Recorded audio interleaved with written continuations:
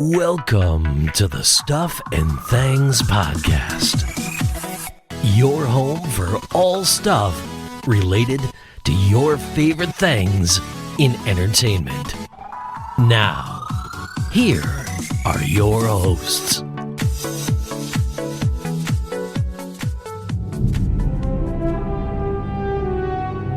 The music just got epic.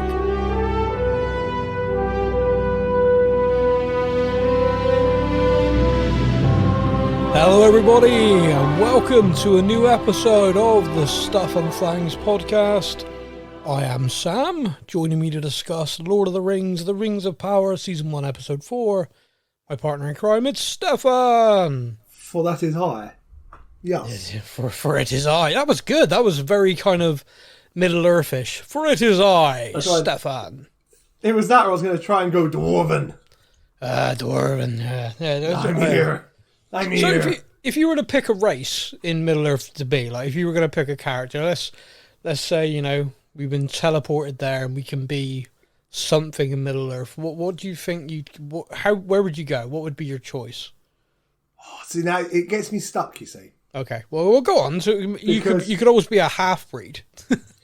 I would have to be like a half elf, half dwarf. See, now I just don't see elves and dwarfs getting down. I mean, that's a weird visual. This is my problem. Dwarves are awesome. They're so cool. Yeah. But bearded women. Yeah, but are they, though? Because the Rings of Power, I'm not seeing no beards on them women. They've just got, like, sideburny things, yeah. It's not quite full beard. Whereas the elves are beautiful races, but also... Oh, they could be. But that would hurt.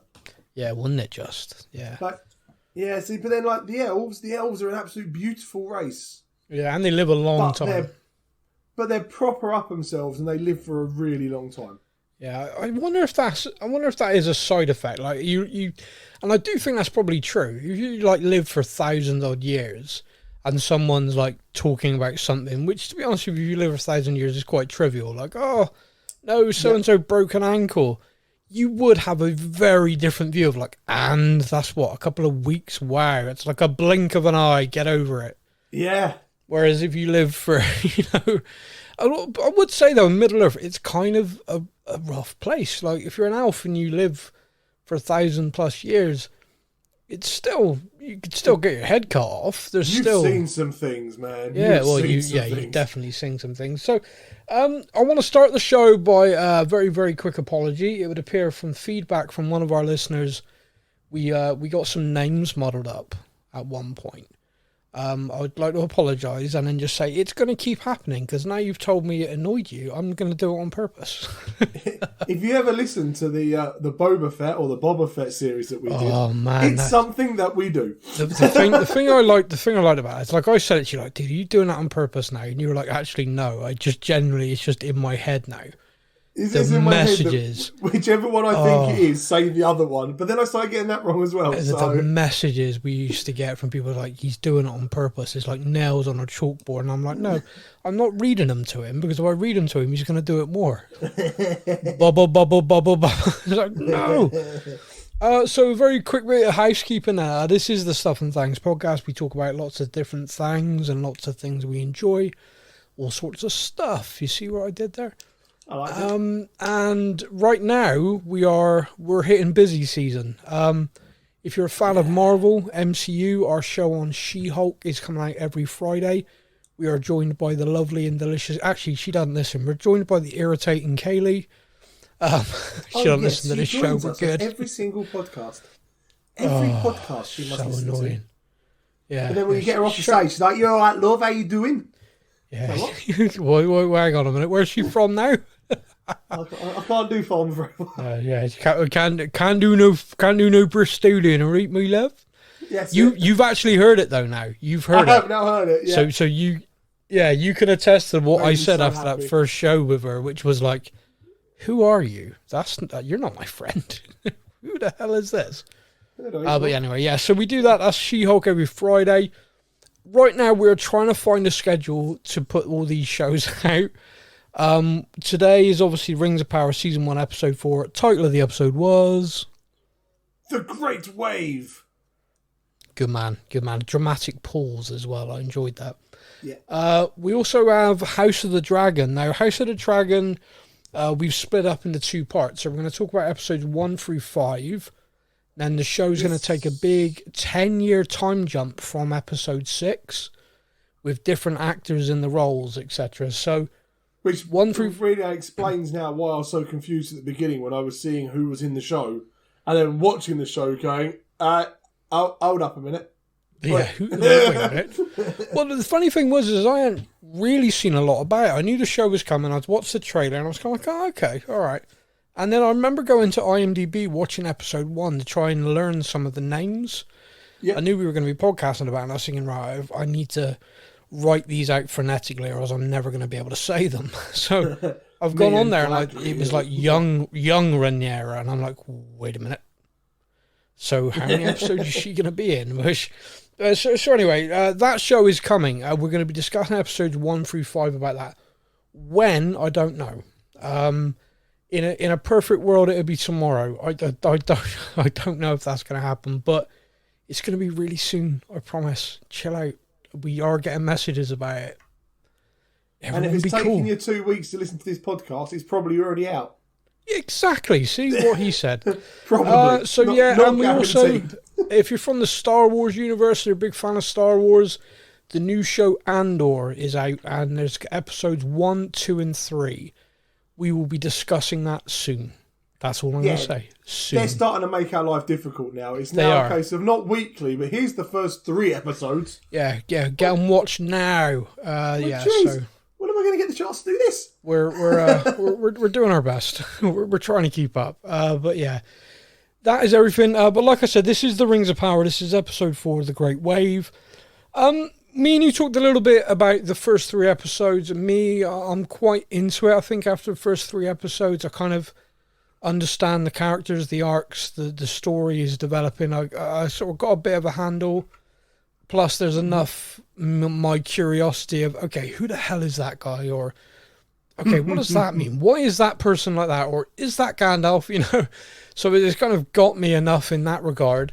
I said to you, the one thing about the first 3 episodes was it felt like they were going for that epic motion picture feel, which, in my opinion, for TV pacing isn't quite right. I felt that episode 4 got pacing better. What did you think? More happened for sure. Like, it was less dialogue heavy. Like, the first 3 episodes have been really dialogue heavy. Yeah. Long scenes. I felt like this kind of moved at a bit of a quicker pace. Well, it kind of jumped between the stories a lot more, which felt a little bit more Game of Thrones style, which was kind of like we've got 50-odd characters, 20-odd storylines, all gradually will interlink, but right now they're all separate. But jumping between them gives that pace. And I felt episode 4 got that a lot better. I felt, like you said, 1 to 3 was very... It was kind of like, you know, turn to face the camera and deliver a monologue level of like, oh, wow, okay. Yeah. Heavy stuff, right?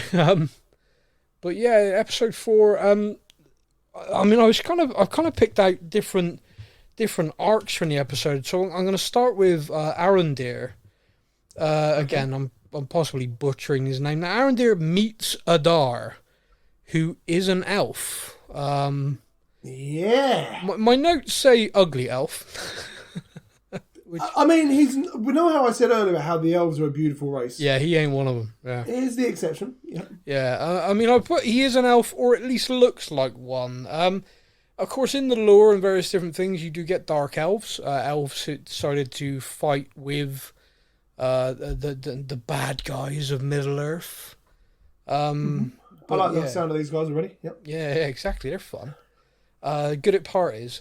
So Arondir does meet Adar. Now Adar, it's kind of intriguing to me because the reception he gets from all the orcs, etc., is almost like god level. They're kind of like, it's not just like general. Yeah.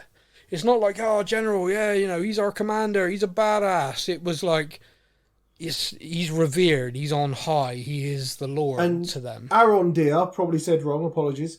I'm not going to apologise after every name I butcher. This is my general apology For the rest of the podcast, I'm going to screw these names up. So, yeah. Arondir, he says to him, like, why do they call you father? And I'm like, oh, okay. Yeah. I am the father of the orcs. All my children are really ugly. You know, it's like, yeah. Dude, what did you have sex with? Because, whoa. I've woken up next to some people, but dude, they've never looked like an orc. Yeah, well, I blame very poor disco lighting in Bristol for, but anyway, we'll move on from that.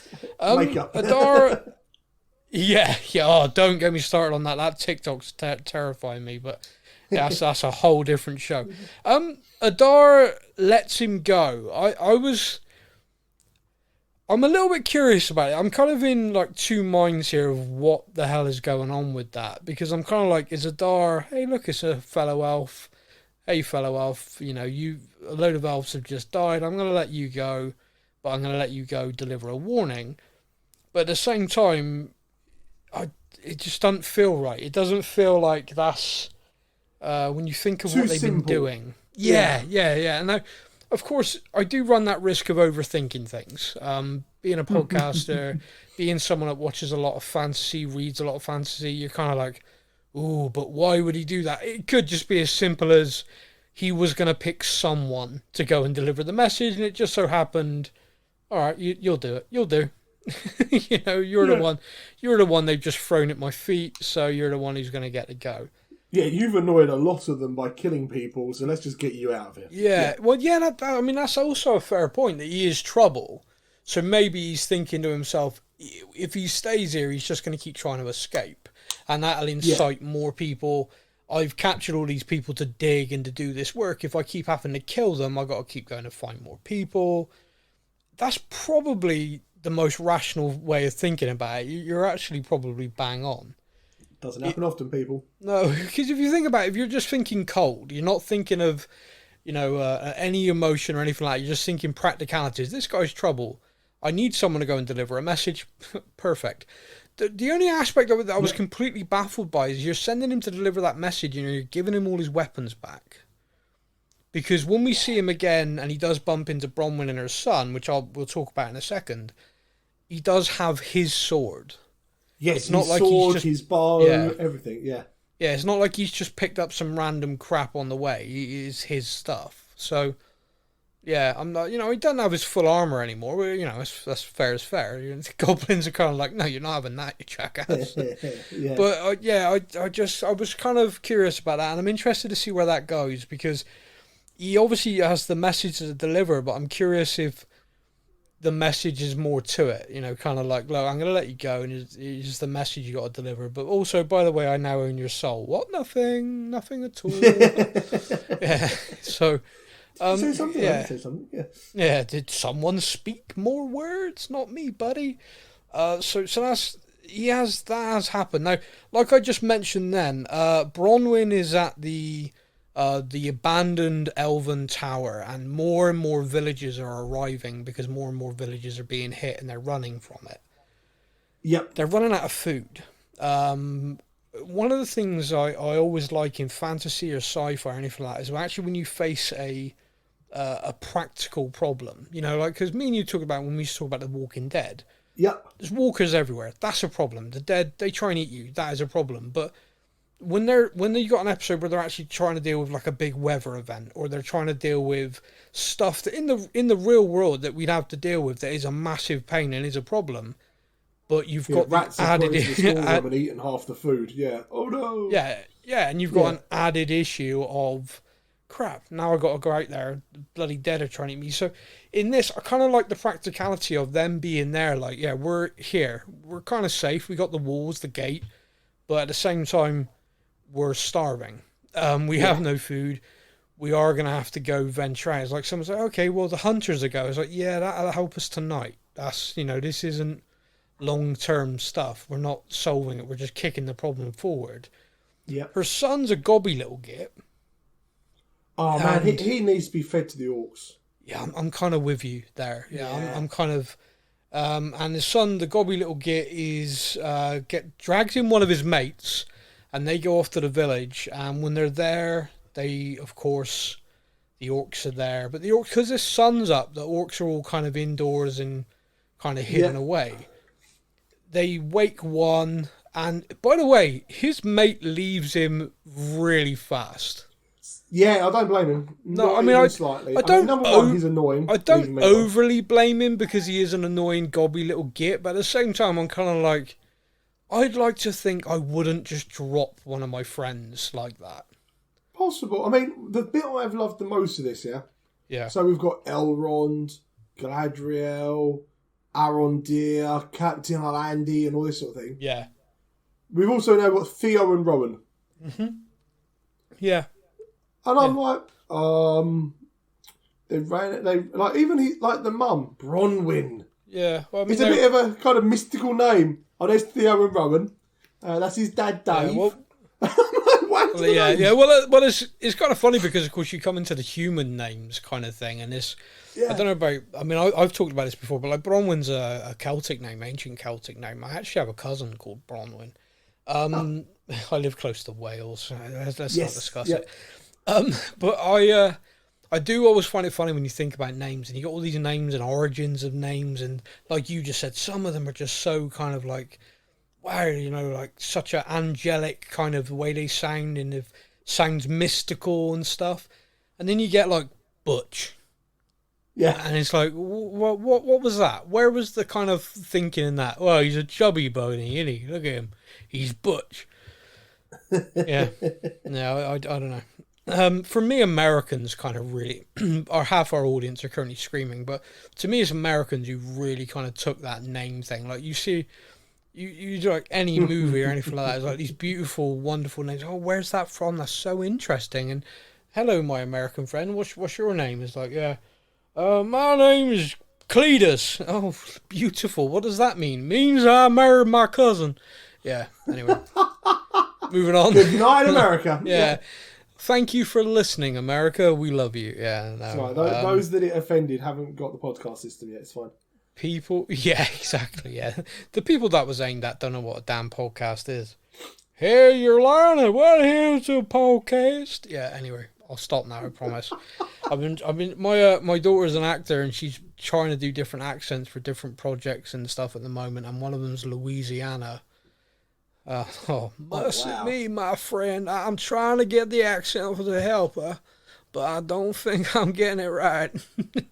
The fact I'm laughing doesn't help. It's a very old Louisiana person. Yeah. Yeehaw! No, moving on. So Rowan and Theo. Yeah, back to them. Back to Billy Bob and Billy Ray. He drops him. I mean, it does make me laugh. It's kind of like. First sign of trouble. Laters. I'm gone. Yeah. Yeah, I am gone. I mean, it's a smart decision. He does get away. He does get back to the tower with the food resources. Hailed as a bit of a hero by everybody. Bronwyn's pissed because she's like, I told no one to go there. And then she's like, where is he? Where's he's still there, and there's definitely orcs there. His line is brilliant. He said he'd be right behind me. Yeah, lying little ass. Yeah. Yeah. So obviously Bronwyn goes to try and find her son. Now he is at a confrontation with an orc, and he pulls the hilt of that blade, which he then again cuts himself to try and make the blade appear. And of course the orc, like me and you called it, is like, I found it. Yeah, hold up.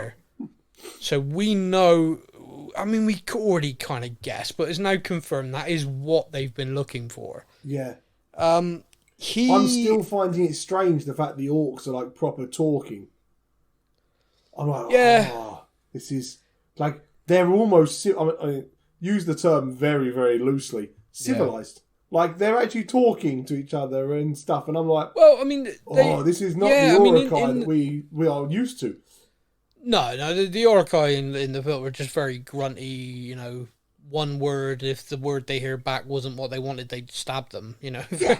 Very, very straightforward. But the orcs, etc., have always had dialogue. They've always had conversational, and some of them to some hilarity in the books. But in Lord of the Rings movies, it was typically very restricted to like, oh, look, there's a halfling, let's go kill him, yeah,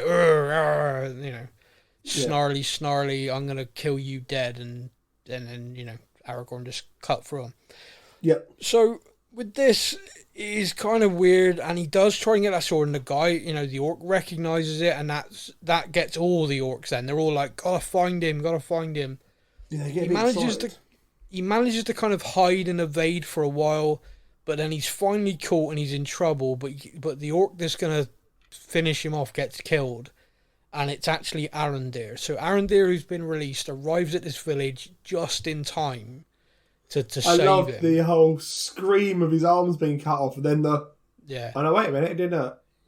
Yeah. Wait a minute. Kind of looking up like, okay. I'm covered in blood and I'm not in pain, and my arm's still. Oh, I can still move it. Oh, hello. Yeah, it's your mum's Oh, it's boyfriend. the guy I don't like. Yeah.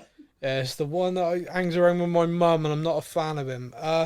But he does save him. He does get him out, and Bronwyn's there. And I quite liked the scene running through the woods. That felt very Lord of the Rings to me. The elf with the bow.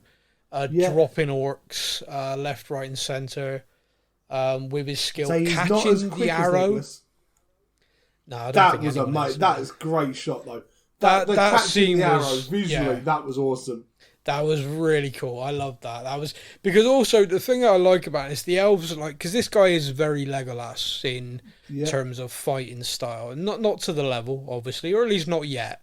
But that Legolas, everything he did was very smooth, wasn't it? Like all his movements, the way, I need to get over there faster. I'll just slide on this shield whilst I fire 5 or 6 arrows. I'm like, oh wow, that's ridiculous. Skateboarding, welcome to Middle Earth. Yeah, he's a bit like that. The way he caught the arrow, put it in the bow, and killed the guy who fired it. It was like killed him with his own arrow. That shit's cold. Yeah, I mean it's pretty gangster. I liked it. Yeah, but I thought I really liked that scene, and the thing I liked as well is the way the scene ended, because you're kind of like, well, they're going to lead them right back to where they are. That's no good. That's what's the plan? Yeah, they're literally running to the tower. What are they doing? Yeah, but of course, one of the things me and you talked about is they're not Uruk-hai. They can't move in the sunlight; they will burn. So when they get out of the woods and he draws his sword and he's like, "Okay, bring it," the sun comes up.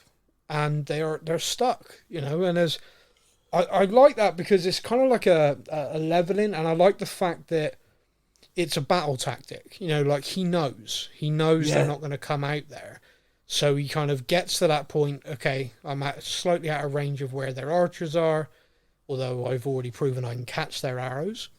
And their archers are crap. I've got to be honest with you. They're in an open field and they still missed them. Stormtroopers, nothing else to aim at. Absolute stormtrooper level accuracy. Yeah. Dare I say, some armour of the plot. But you're absolutely right. Can't say that. No, I'll email you. Not allowed. Everyone does. So they obviously then return to the tower, and he does. Bronwyn gives him the what's the better term that I can say on a podcast? The come hither eyes, I believe. When she's like, "Thank you for saving my son," and she is looking at him like, she is looking at him like, you have it. What do you want? You're gonna get it. What do you want from me? And of course, my child, I am yours. Yeah. Basically, the absolute come hither eyes. That's what I'm gonna call it at this point. Yeah. He, however, decides to ruin the moment, ruin the mood by saying, I was released to deliver a message, and of course we're all there like, dude, pick your moments. You take the prize, then you break the bad news. But obviously he delivers his news, which isn't going to go down well, and I think in the next episode we're going to hear a lot of pointy-eared abuse, personally. But the little thing that does happen is one of these guys who's there talks to her son about finding the hilt and shows him that he has the mark on his arm as well, where clearly he was using that weapon. Yeah. And one of the things we've learned from the conversations we've seen elsewhere is this particular part of, it's called the Southlands, a lot of the humans there actually sided with the enemy. So this guy appears to be a disciple, a kind of follower of the dark ways. Full on, we must be ready for his return. Yeah. I was like, oh, okay, well, you're a friendly fella. So you've got Bronwyn there, who's a nice woman saving her village, making come hither eyes at the elf. Yep. The elf clearly likes her too, but doesn't understand the moment at all. Ruined it. Absolutely shat on it from great height. Yeah. But he's probably the only real warrior in amongst a great big group of villagers. One or two probably swing an axe, but I think he's the only actual soldier there. Yeah, I'll say so. No way he's taking them all on by himself. And he's had that warning. He's had that warning of basically, clear off or die. You can either join us or die, pretty much. Yeah, it's basically it. Yeah. Re-enlist like the good old days, and clearly that guy wants to. Now, is he going to take the son with him? Or are we going to have a situation where the son's going to be a bit of a baddie, and you got Bronwyn one side, the son the other? Or let Arondir kill him. That'd be great. Now, after saving him as well, that'd be hilarious. Yeah. I saved your life once, and now I take it. Yeah, your life is in my hands and dead. Yeah. I don't think he'd get the come hither eyes after that. Only if she knows. More reason that he should have claimed his prize before delivering the bad news. Also true. Yeah, it's a rookie mistake, but well, hopefully he'll learn. Heading off to Numenor. Yeah. Back, yeah, definitely. Yeah, the guy's a prat. Elves can't read a sign. Dwarf is. And the elves are never getting laid, basically. Yeah. A scene in Numenor is there's a scene there which I don't know. I'm really on the fence about. Okay. And the reason why I'm on the fence with it is it's kind of like it made sense. It was within context and made sense, but at the same time, it feels like it was not needed in a fantasy show. And the scene I'm talking about is a group of people protesting about elves. Oh, okay, yep. And the guy stands up and he says, "We don't want elves coming in here and stealing our jobs." Yeah. And I'm kind of like, yeah. The context of the xenophobia in this makes sense that you'd have people doing that, but you've basically written this scene to try and mirror the real world and try and make a point, a political point. And this show's getting kind of enough hatred with just the casting. Don't stoke the fire when you don't need to. Which to me, I'm kind of like, whatever, man. Black elf, I don't care. This is fantasy. I'm like, yeah. I'm the character. As long as the character's good, I don't care. I'm all good. I'm fine. But that, to me, I think I've always said to you is stuff that's written into a show. Make it normal. If a character's gay, a character's trans, whatever, just normalize it that this is what that person is. Yep. If you constantly say, but I'm trans, then all of a sudden it's going to be in my brain. It's like, oh, that's not in there just because the character's a good character. You put that character in there just to tick a box. And that's when I start getting really annoyed. Yeah. That annoys me. It's kind of like, no, make the character interesting, and then it's a trans character that everyone can go, that's an interesting character, that's interesting. And make everybody like them and enjoy them, and then, lo and behold, normal. Boom, you've achieved your goal. Ironically, one of the few things about the Eternals movie that I actually thought was really good. Yeah, just completely, this is just normal. It was just, this is my family. There was no, this is my family, here's my husband, we love each other very much, and we've been together for 12 years, and we are a family men. That's what it is. Okay. And everything just rolls on because that's how it should be. Yeah. In this, I felt like this scene was so forced in there. When you've got making a point, when you've got a running time of a show that's an hour plus for an episode that's visually stunning, you have elected to write that, to film that, and add that in to an already heavy show. Yeah. Because what were you looking at? You like, so I always look at things as well. I was like, okay, delete that scene. So imagine this whole episode without that scene. I don't see any difference in the episode whatsoever because there's none. The whole point is the guy with the beard comes out and does this whole thing of, oh, never whilst I'm here will I allow the elf. And then, like, 2 scenes later, he's like, everyone, get to the boats, we're an army for the elf. And I'm like, well, what's the point of him saying that? Well, the guy, I mean, you could argue the guy's a political operator. So when he's talking to the masses, he's saying, I'm on your side, I'm one of the people. When he's in the political realm, he's, whatever you want, your majesty, you're in charge. I think what we've seen is his duplicity. I'm glad I don't have to say that again. I nearly really balls that up. Nobody noticed. We're okay. We're all good. I think that's what we've seen. I think perhaps that's what that scene does. Could have been done very differently. Could have been done very easily. You've made the decision to make a political point in your show. I don't know about you, but I'm kind of tired of the news. I'm kind of done. I'm kind of like, when I put these shows on, I kind of just want to go, let me escape to Middle Earth. And then when I get to Middle Earth, they're dealing with the same shit. I'm like, where do I escape to now? It's like, come on, give me a break. Yeah, I'm kind of the same with you in the sense of, I've got to an age now where I'm really bored of like living through big historical events. Like, I'm bored of that crap already. I'm 32 and I've lived through enough historical events. Once in a lifetime. Yeah, I'm done. Yeah, I'm done with this once in a lifetime crap. COVID was my kind of final straw, and then the Queen died, and I'm kind of like, oh, really? Really? Yeah, I'm done with all this, We knew she had to eventually, but come on. But anyway, so... And then, you turn the TV on, and I'm like, this is my escape. If I want the news, I'll watch the news. If I want fantasy, I'm going to watch Lord of the Rings, Marvel, Game of Thrones, Walking Dead, that we all talk about. And then you watch it, and you're like, oh, for fuck's sake. I mean, don't get me wrong, it is their platform, their way of holding up the mirror to say, hey, come on, look at society, can you see how ridiculous it is? My kind of point is, the people who watch these shows, the fantasy shows, etc., aren't the people that need that message. It's kind of like, I look at it and I just go, oh, come on, man, this scene wasn't needed. And the people who perhaps need to see these scenes aren't watching this. And the reason they're not is because there's a black dwarf. They've just decided, no, this is not Tolkien's original text. I shall not watch it. This is what makes me laugh as well as most, is that people are like, it's not right. And I'm like, so you're basing what you don't like on the fact that somebody once wrote a book about fiction, like fantasy book, in a fantasy world that this one person created, and you are not happy because it does not follow your opinion of it. Right. Okay. Gotcha.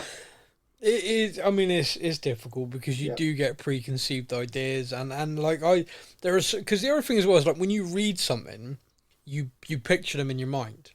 So I do understand that if you've read the books and you've got a real clear image, because they've been described in the books, and you've got this clear image, and then they cast someone who's like totally different, or they change the gender of the character or whatever, and then you're kind of like, no, that's not what I pictured. Yeah, but I mean, I think you can have that reaction, but then watch it and be like, still good, whatever. But then you can have that reaction and it goes the other way, which is like, no, I want to rebel. This is woke. And we all love that term. The best word ever. If I could, I have no way to actually explain what I think, so I'm just going to call it woke. Yeah.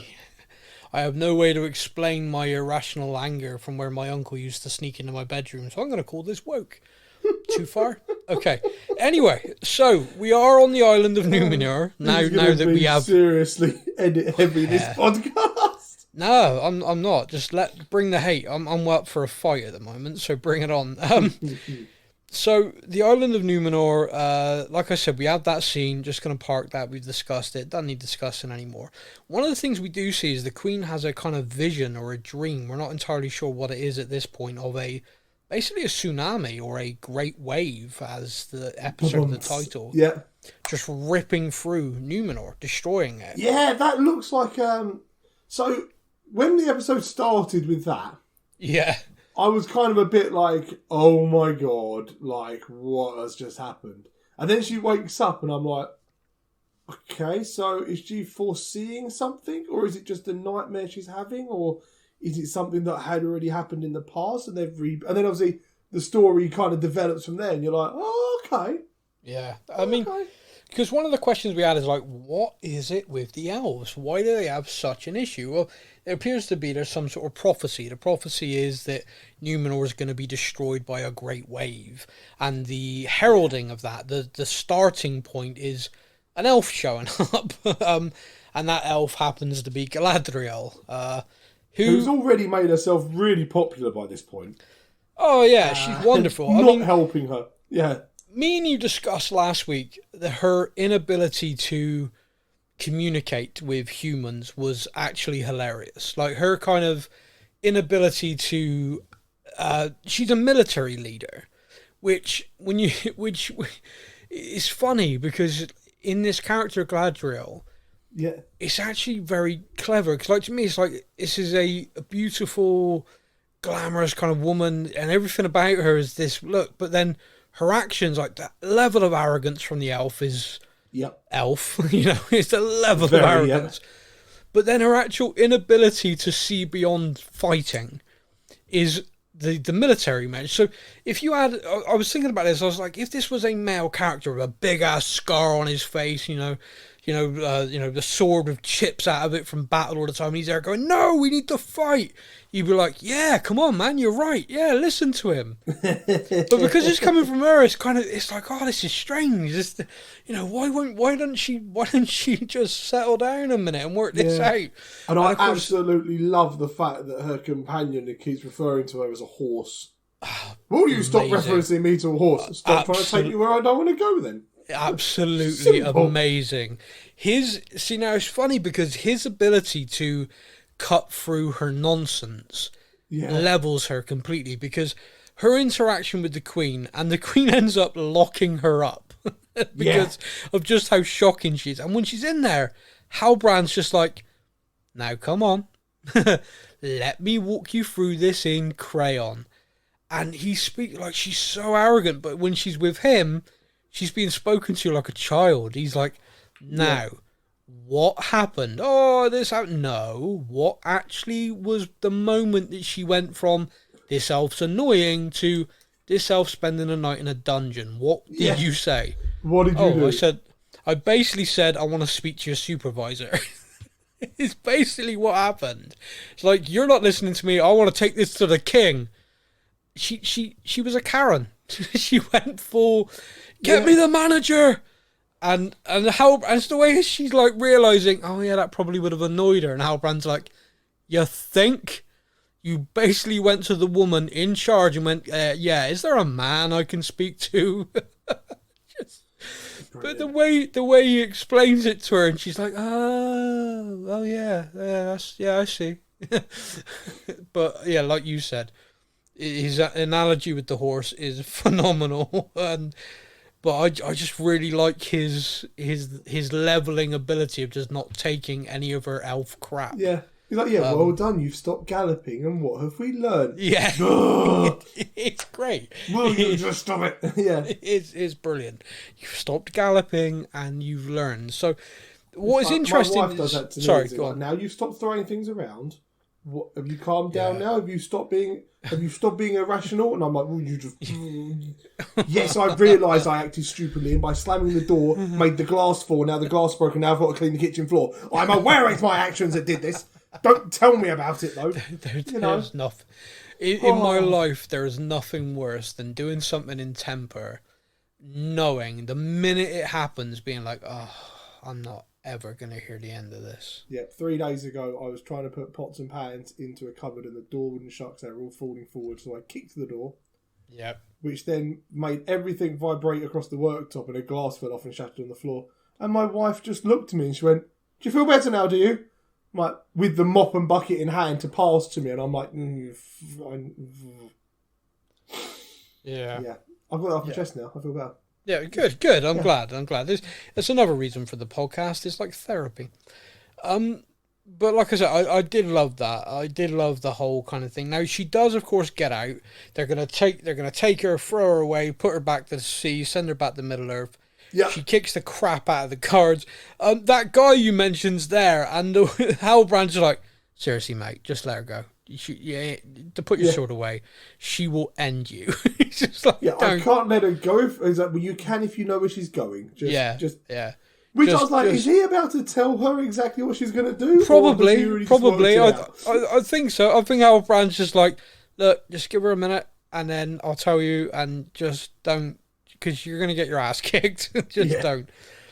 She does climb a tower to try and get to the king. When she gets there, the king's in a bad way. The king is basically dying, and the queen regent's there like, look, you know the secret now. I worked out what you're going to do, because clearly you're an obstinate git. And the queen, I worked out what you were going to do, because it was fairly obvious. Yeah, because it was bloody obvious. Now, what I quite enjoyed then is there's a kind of a leveling moment where the Queen and Galadriel, for the first time, actually managed to speak to each other as a kind of a conversation. Yeah. Not this ridiculous, elvish arrogance with the Queen hiding, trying not to really say much. Yeah. And she shows her that they've got a seeing stone. Now, again, go back to the original films. We all remember Saruman having one of those seeing stones and it being a real pain in the ass for everybody. The fact she's got one and she shows Galadriel the vision of Numenor being destroyed, confides in her, this is something we've been aware of for a long time, and the starting point is an elf showing up, which is why we don't want no bloody elves here, and then you showed up. Yeah, not a good combination. No. Yeah, you understand why there's a little bit of a Yeah, so she does explain to her, and Galadriel finally manages to explain to her without galloping at a normal pace. She canted. This is why I want you to come and help me. We need to go to the Southlands because of this. She actually manages to lay it out. Now, at this point, I didn't think the Queen listened to her, because the very next scene is her being dragged off to be put on a boat. Yeah.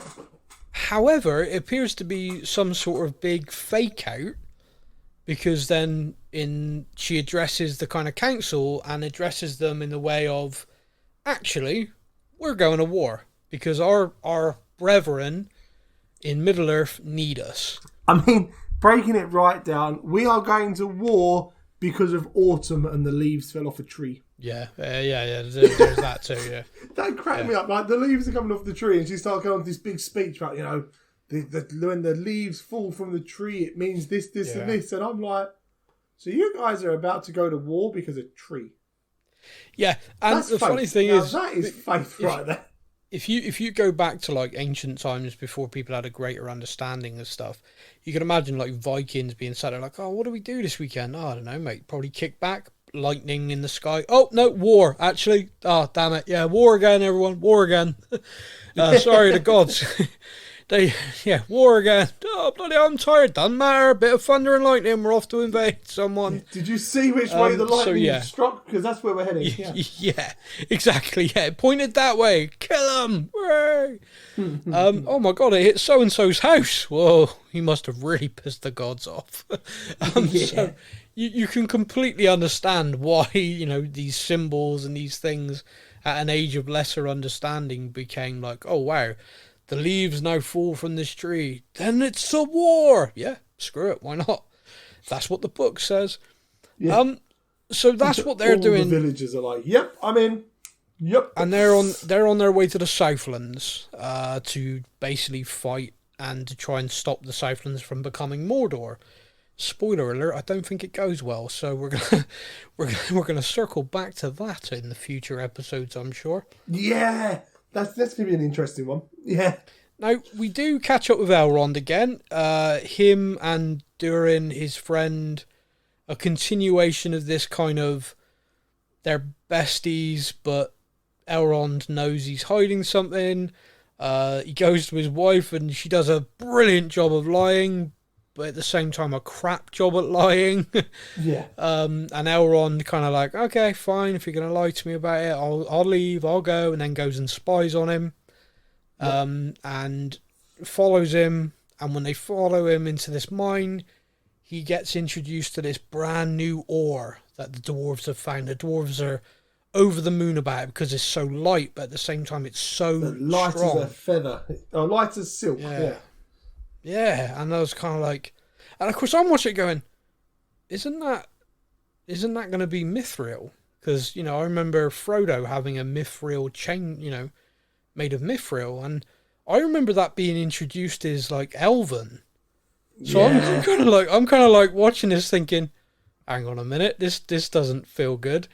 And of course, we've called it, and I think he says, in our tongue that would be mithril, and I'm like, ooh, I think we're about to get the establishment of why the dwarves and the elves aren't on good terms. Yeah, like, we're good friends, come on, be my friend, and all this, and I'm like, but this is awesome, this stuff's great, so we've kind of got that. We got a continuation, obviously, of this build. The dwarves are building this giant forge for the elves. Again, this guy, I think, is being tricked into creating the rings. I think this is what this is. But we've not seen the character yet who's doing the tricking. But yeah, so we're going to look at that, and definitely in future episodes. Now, mate, I've done a kind of broad brushstrokes from this one. Is there any points that you had that I've missed? Only the conversation with the dwarf and his dad about how even the dwarf is like, yep, I don't trust him. Yeah, that's fair. The only other thing I did have, of course, is Isildur blows up his life by making a mistake on the ship and getting kicked off. He gets his mates kicked off as well. But one of the things I found kind of interesting is Isildur is being called. Whilst he's on that boat, his name, you can hear his name in the distance, like something. From the islands on the west or something, isn't it? Yeah, something is calling him, and when at the end and the queen is marshalling her army, he volunteers to go and fight, much to his father's like, oh, bloody kid, you know. Yeah.